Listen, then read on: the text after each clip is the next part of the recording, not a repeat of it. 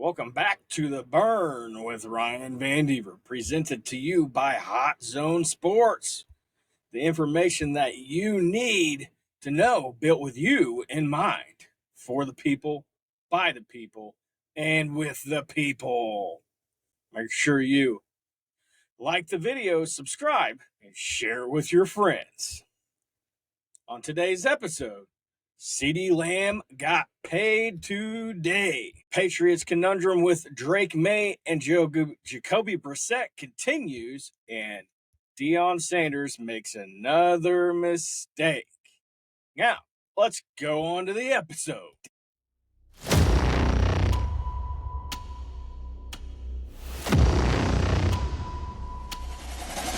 Deion Sanders and Colorado banned questions from a Denver Post reporter over hostile coverage. That is the headlines that you will see if you look up Deion Sanders and the Colorado Buffaloes.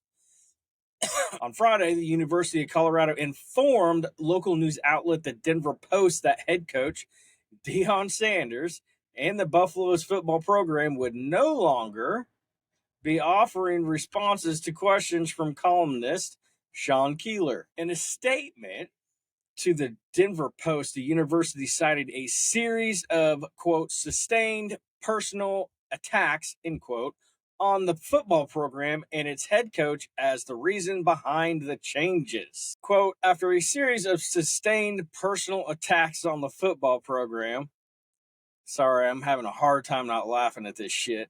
And specifically, Coach Prime, the Colorado University Athletic Department, in conjunction with the football program, have decided to not take questions from Denver Post columnist Sean Keeler at football-related events, end quote.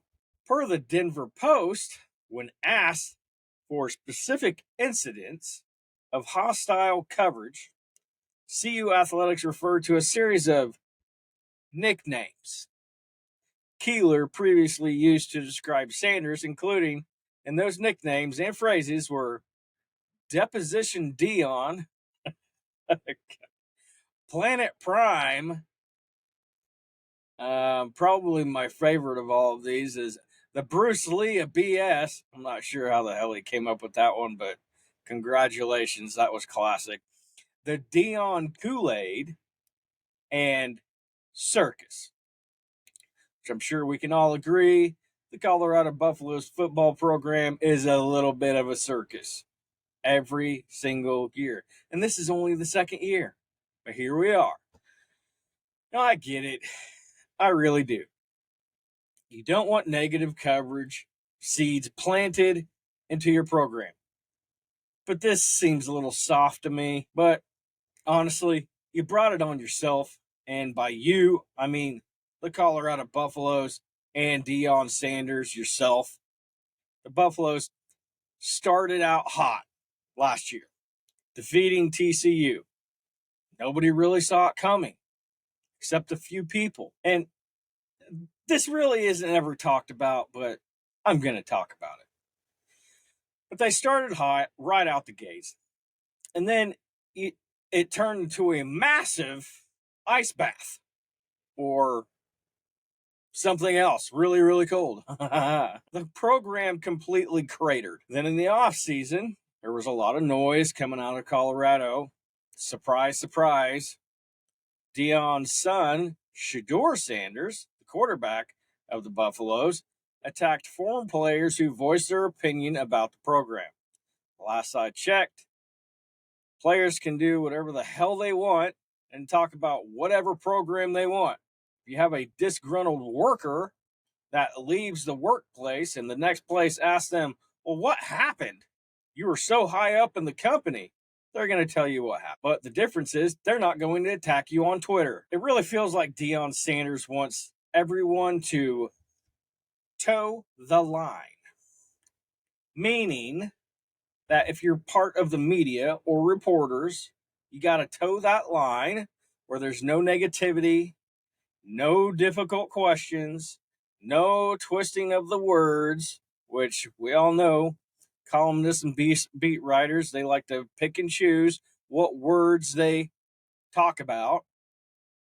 But the weird thing, well, it's weird to me, is that when it comes to sports media, you really don't need the middleman anymore. The middleman are columnists and beat writers. Sorry, guys. I know. And I'm not beating you up. These are just the facts. As Deion Sanders, you can go on your social media and say whatever the hell you want, or you can tell a columnist and they can twist your words, but you can go on your social media, get 3 million views, and call it a wrap if it was something powerful. In that same respect, you wouldn't have anything you said to a columnist misconstrued, taken out of context, or distorted, and then have to explain what you meant. They are pretty irrelevant in this day and age. So why do you need this Denver Post columnist? A better question is, why exactly are they banning him? Maybe they don't have a great team. I know they don't have a great offensive line, a team that isn't up to snuff. I mean, I'm sure you've seen all of the win projections by now. They're projected at 4.5 wins this season. So if you are a betting person, I would probably take the under because I don't see 4 wins that they're going to have this year. There could also be some stuff going on behind the scenes that aren't great for Colorado. That's something we don't know. That is what we call in-house. I just found this to be extremely soft, immature, and just complete bullshit from Deion Sanders. But we're not finished. If you remember Deion Sanders from his college days, he was an absolute different breed. And even in the NFL, as a top shelf Hall of Famer, a lockdown corner before there even were lockdown corners, at least of his capabilities, he could rap. His interviews were a bit arrogant, but everybody liked him because he backed everything up he said in every single way. Now, on the other side of the spectrum, though, is that if you talk like that and you don't back it up, there's a bigger issue at hand. And since he joined a Power 5 conference, he hasn't been able to back it up in any way whatsoever. He's been writing checks that his team can't cash time and time again. Even if you go back to after Colorado beat TCU, and I really remember this like it was yesterday. I couldn't believe what I was watching. Ed Werder, who was a writer for ESPN, he wrote a piece that wasn't exactly complimentary of Colorado, but it wasn't exactly critical either. So in the post-game presser, Deion Sanders spotted him and asked Ed Werder, "Do you believe?" And Ed responded, "Believe in what?" And Deion responded, "Oh, he doesn't believe. Next question." Ed Werder wasn't even given the opportunity to respond to the statement or anything. Just next question. Like, how are you going to do that to a reporter that he's really synonymous for just being legendary? He's been a writer for decades, and you're just going to completely disrespect him like he doesn't even matter. Okay, go ahead and do that. Now, moving on to the rest of the season. It was lackluster to say the least. I'm sure you all remember with the expectations that were given. And I understand the year previously they had 1 win, but you, Deion Sanders, created these expectations. It was you and you alone. And then the rest of the sports media ballooned it. But you started this shit. So this is on you. Nobody else. They were given all this talk, how great they were going to be. And they were doing it after the TCU game and before the Colorado State game where fights broke out, before the Oregon game when they had to know they were going to get lambasted by the Ducks and which they did. They didn't stand a chance in hell, but you didn't back it up all season long. So there's only one way you can classify this: a failure. When your team is getting massive coverage everywhere, every week, everywhere you turn on a sports channel, Colorado Buffaloes, Deion, Shadur, Shiloh, Hunter, all of them. You get it from ESPN, FS1. You're on College Game Day. You're on Big Noon Kickoff. And you continue to lose each week. We classify that as a failure.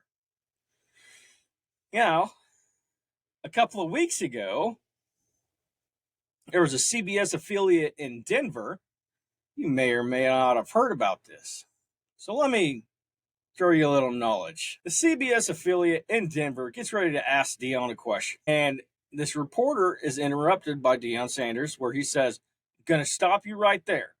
You know what you did. No questions from CBS."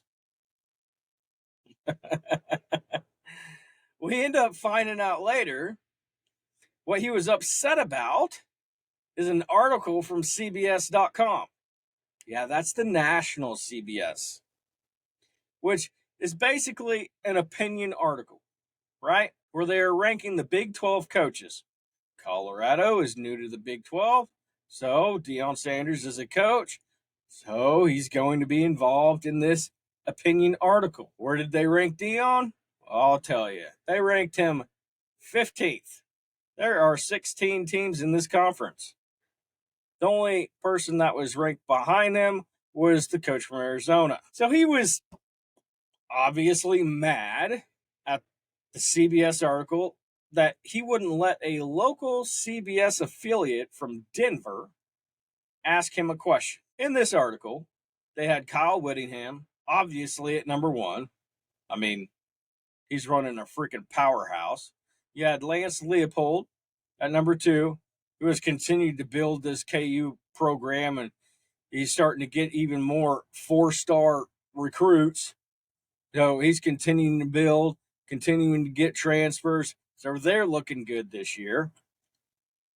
And then Chris Kleiman at Kansas State, he's 19-8, 13-5 in the Big 12 over the past two seasons, and has led Kansas State to consecutive top 25 finishes. We all know who Mike Gundy is. He's at number 4. Like, seriously, which one of these guys are you going to take out? All of these coaches have done a shit ton more than you have done at Colorado. Hell, I'll even give you Jackson State. And they've still accomplished more than you. Coach Prime needs to get off his pedestal like he is the greatest coach in the Big 12. Because he's not. He's not even close. Better yet, if he has a problem with these rankings at all, how about prove your worth by beating these teams this year that are on your schedule instead of getting ran? Deion Sanders is going to continue to remind us that he needs to be admired for what he's done, for who he is, for all that he has accomplished. He wants all that praise that comes with the media when things are good, i.e., when you're winning championships or when you're winning games, but he doesn't when things are going badly. Don't talk to me. Don't look at me. I want nothing to do with you. He is that kind of guy and is really immature, and it's disappointing in the same way. Because when I think of Deion Primetime Sanders, I think of Atlanta Falcons. I think of San Francisco 49ers. I think of Dallas Cowboys. I think of lockdown corners. I think of crazy freaking punt returns. I think of when he was with the Dallas Cowboys and he was coming out in the slot, catching balls across the middle on slant routes. That's what I think about. But now it's just getting embarrassing. And I just don't know where you go from here. Because you're not going to have a great season with the Buffaloes. Sorry to break it to you, fans. It's just not going to happen. You're playing way too many good teams this year, and I don't see more than 4 wins. So I think it's time to be a little bit more quiet, Coach Prime, and just stay in your lane and do your thing. Coach your team, coach your sons, coach Travis Hunter, get them ready for the next level. And then maybe you can get some recruits in there. Maybe you will actually recruit high school players for once instead of signing 78 transfers who are going to end up transferring before your freaking practices start anyway.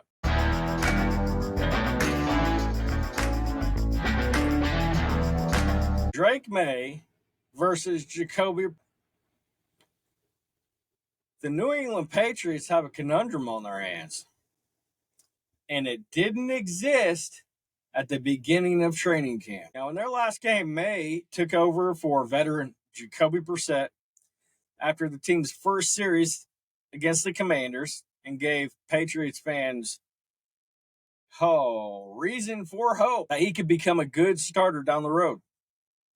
The third overall pick showed some wheels, sprinting up the wide open middle for 17 yards on third down.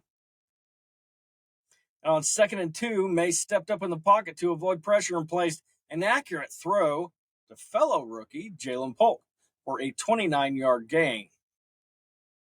And that was on an over route. Drake Maye capped the drive with a perfect throw to running back Kevin Harris on a stop route, allowing Harris to head down the sideline for an 18-yard score. Now, I know, Maye has had his rookie moments too, fumbling a snap. He's double clutched on 2 passes. He was sliding into pressure on occasion, throwing into traffic twice without incident, and missing on a couple of throws. Though a deep toss to his left had connected had the receiver not slowed down on his route. Maye found some rhythm in the 2-minute drill on his final series, keeping his eyes in the middle of the field, delivering a strike to rookie Javon Baker for 16 yards and finding an open KJ Osborne on a scramble drill for a 48-yard score that was nullified, of course, by an illegal formation penalty. Jacoby Brissett has not been officially named the Patriots' starting quarterback for Week 1. But after the preseason finale, head coach Gerard Mayo suggested that Brissett will start ahead of Drake Maye. Asked about Maye coming into the preseason finale after Brissett suffered a shoulder injury, Gerard Mayo said he would be comfortable with Maye being one Brissett injury from playing in 2 weeks. Fused yet? But he made it clear that he still views Maye as the number 2, as he has been throughout the preseason. Quote, "He's our second best quarterback on our roster right now," Mayo said of Maye. Mayo said Brissett could have continued playing in the preseason finale despite his shoulder injury. I don't know how many of you actually saw that hit. There's no damn way. When he's clutching his shoulder to the sideline, his ass ain't playing no more. Get out of here with that crap. Anyway, the plan all along was to take him out after the first possession. Quote, "That was the plan," Mayo said. He would have been able to continue even if you throw out Maye's impressive preseason finale. The Patriots' third overall pick has gained ground on Brissett. Everybody can see that. You can even see it in the practices. All these reports coming out that he's closing the gap on Jacoby Brissett in practices. Current head coach Gerard Mayo admitted Maye has outplayed Brissett to this point. Make that make sense? So, Jacoby Brissett, no, it doesn't make sense. Though there's a significant wrinkle in the quarterback competition. Here's the thing. If you're saying that the best quarterback is your rookie, but you're also saying that Maye has outplayed Brissett to this point. Shouldn't he be starting? I don't know. Now, to me, there's zero upside to actually admitting out loud that Maye has outplayed Brissett so far. So now what? You're going to start a rookie quarterback in week 1 behind the worst Pats offensive line since I've personally been alive. That's what you're going to do. Once again, it was preseason. I get that rookie quarterbacks need live plays to progress. But what is going to hurt for him? What is it really going to hurt for him to sit behind Brissett? I know the fans are going to be clamoring for their number 3 overall pick to get in there, but sometimes you got to get patient, especially if you don't want to ruin a quarterback and his entire career. Nothing is going to hurt him from sitting Brissett. You drafted Maye, number 3 overall. Don't ruin him because of your absolutely horrific offensive line, please. You have Stevenson in the backfield and a few weapons he can get the ball to. I mean, your best wide receiver, Kendrick Bourne, is injured. You basically have a bunch of rookies in at wide receiver. Now, another wrinkle in the Patriots' season opening plans could be how Brissett is feeling physically after taking that hit on Sunday where he injured his right shoulder. We're going to have to wait for more information as it comes out. But as for me, Brissett, if he doesn't have any injuries and he's free and clear, you need to start Brissett week 1. You're playing the Cincinnati Bengals, okay? You do not want Maye scared for his damn life when you got Hendrickson coming around the freaking corner. Nope. He will be skittish for the rest of the season. So give Maye some time. Brissett started all 3 of the Patriots preseason games, playing 27 total snaps and finishing 5 of 14 for 36 yards with 0 touchdowns and 1 interception. It is as bad as it seems. Maye has followed Brissett in all 3 games, playing 66 snaps. So that's 66 snaps compared to 27. I know. Maye went 21 of 34. Yeah. For 192 yards and 1 touchdown and 0 interceptions. Yeah, just think about that for a minute. He has also added 7 rushes for 32 yards and 1 touchdown. But despite a relatively slow start for Maye, it's clear Maye brings more to the table than the journeyman of Jacoby Brissett, with whom he has competed for snaps with. Yeah, don't get it wrong. Maye has got plenty of issues that he needs to work out, certainly. But his athleticism and his ability to create big gains downfield create a lot of optimism the Patriots have lacked for the last 2 seasons with Bailey Zappi and Mac Jones. And that's probably why the Patriots won't start him in week 1. The New England Patriots are in the midst of a massive, arduous build or rebuild. The franchise have a handful of young building blocks, but they lack playmakers or depth to truly contend this ball.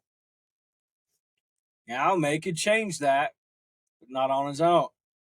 Unfortunately, this preseason has hammered home the fact that the blocking help he needs is not going to be there. In 3 preseason games, New England's quarterbacks were sacked or hit 18 times in 109 dropbacks, which really fails to tell the complete story of an offensive line consistently getting gashed by opponents' second and third string defenders. You're not seeing starters in these preseason games. If you do, it's for a couple of plays. Now, while Maye hasn't thrown anyone under the bus, of course, because no coach is going to do that, not many coaches, you don't express your eagerness for the other team's cut down day scraps if things are going well. Promising quarterbacks have been derailed by constant pressure in their rookie years. I mean, really, all you have to do is think about Andrew Luck and how many times he was sacked. For years, he was consistently the most sacked quarterback in the league. Now, he held on to the ball too long, but we won't get into that. But probably the most recent quarterback I can think of is Justin Fields. Justin Fields' career 12.4% sack rate. It's partially his fault thanks to, his scrambling into bad situations, but it's also a function of what was a bad offensive line for his first 2 seasons. Caleb Williams isn't going to actually have to go through that, but whatever. Now he's set to back up Russell Wilson in Pittsburgh, who also have a bad offensive line. You see the growing trend here? Before Blake Bortles was drafted 3rd overall, who led the league in sacks taken in his first season as a pro, the learning curve is hard as a rookie quarterback in the NFL. This is what we know.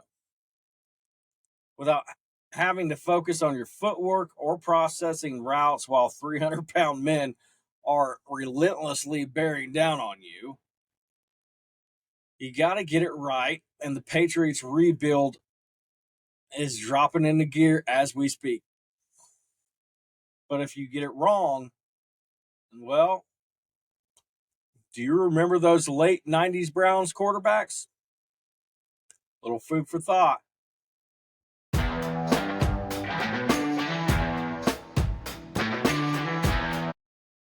Now, before we get on to the next part of the episode, I just want to remind you, go ahead and click like and subscribe and follow if you're on Spotify or Apple. It really helps me out a lot. Now, let's get on to the next part. CeeDee Lamb got absolutely paid today. Like them young kids say, he got that bag. Cowboys and all-pro wide receiver CeeDee Lamb reached an agreement today, finally, on a record 4-year, $136 million deal that now makes him the second highest paid non-quarterback in NFL history. The deal includes a $38 million signing bonus, which is the largest ever given to a wide receiver. This was first reported by Adam Schefter.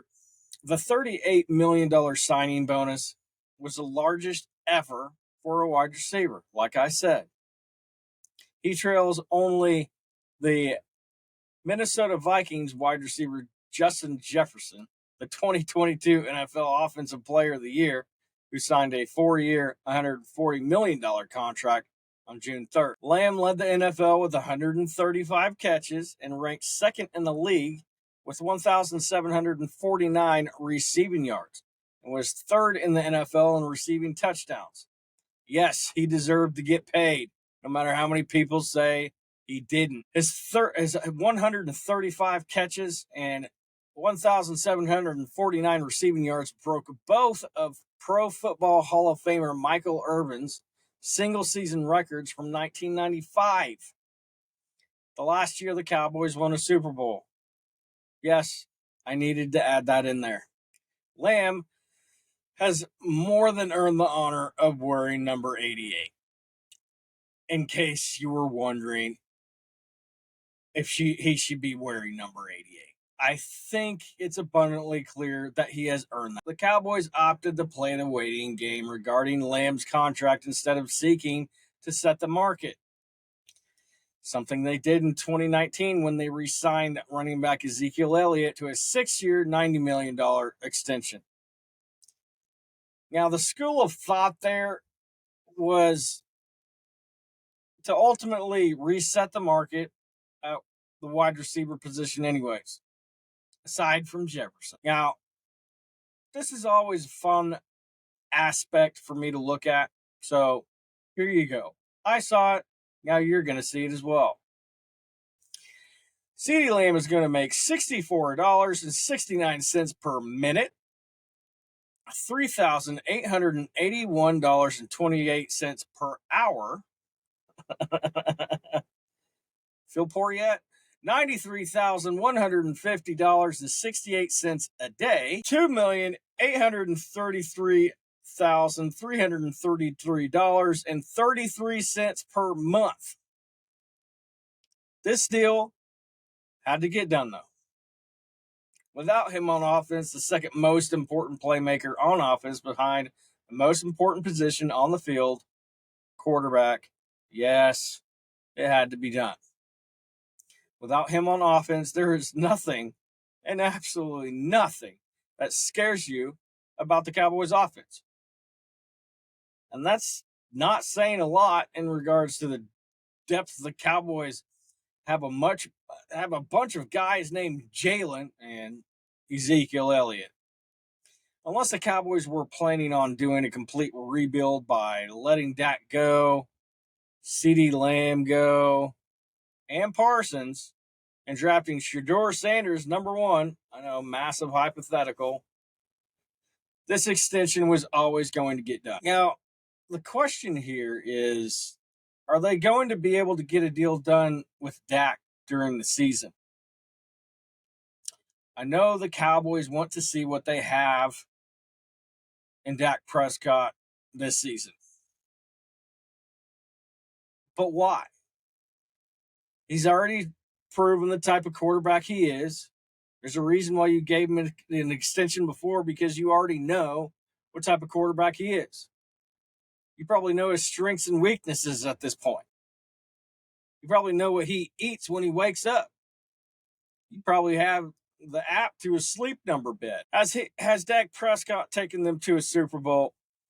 No, he hasn't. But they are going to quickly find out that finding a franchise quarterback isn't the easiest of tasks for a franchise that hasn't won a Super Bowl since 1995. I know a lot of fans like to say 1996, but it was 1995 season. If he doesn't get signed during the season, he's going to test the open market. And that could spell massive amounts of danger for the Dallas Cowboys. I know there are a lot of Cowboys that say, oh, we can do better. Oh, we'll just get a veteran to bring in here. Will you? Is there a veteran quarterback that's going to want to deal with Jerry Jones bullshit? Probably not. Maybe. I don't know. Say the Cowboys sign both Dak Prescott and Micah Parsons. Micah Parsons, in reality, is going to be the highest paid non-quarterback in the NFL. You can go ahead and book that. The question is, how expensive are these contracts going to be? And what are they going to have left, money-wise, to build a team around these three superstars?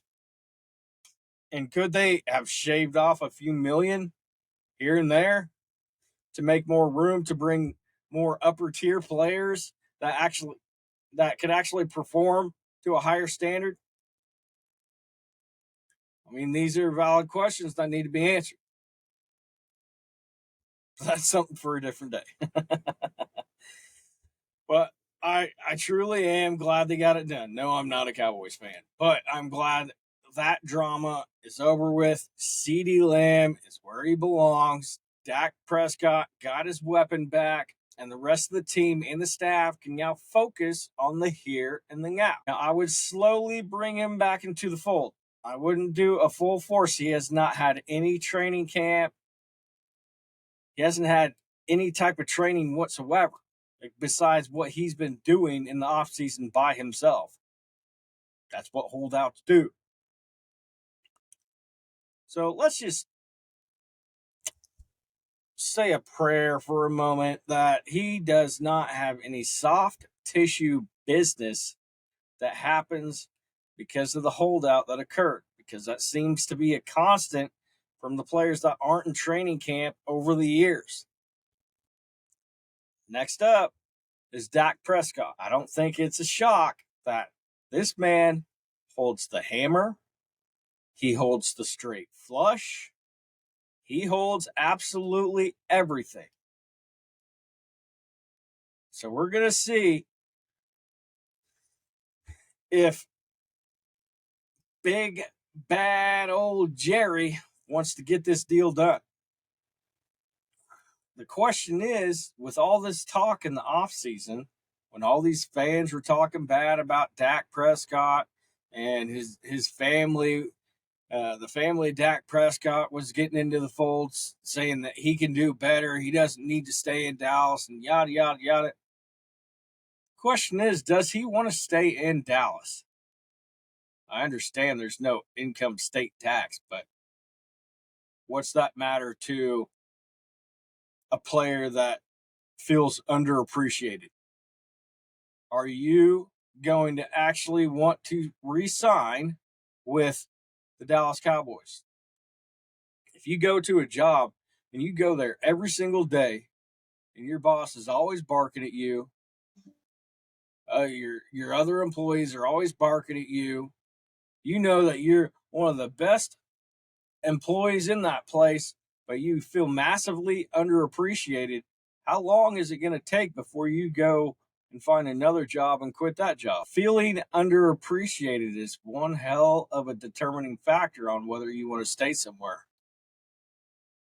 So you got to think, how underappreciated does Dak feel? But that is it for today's episode. Thank you for joining me, Ryan Bay Deaver, and The Burn. If you have not clicked that bell, go ahead and do so, because I got some banger episodes coming up. I got another episode coming this week, so keep your eyes peeled on that. And on YouTube, I am posting shorts every single day. So go ahead and keep your eyes peeled. And once again, thank you for watching. And I hope everybody has a stupendous Tuesday. Peace.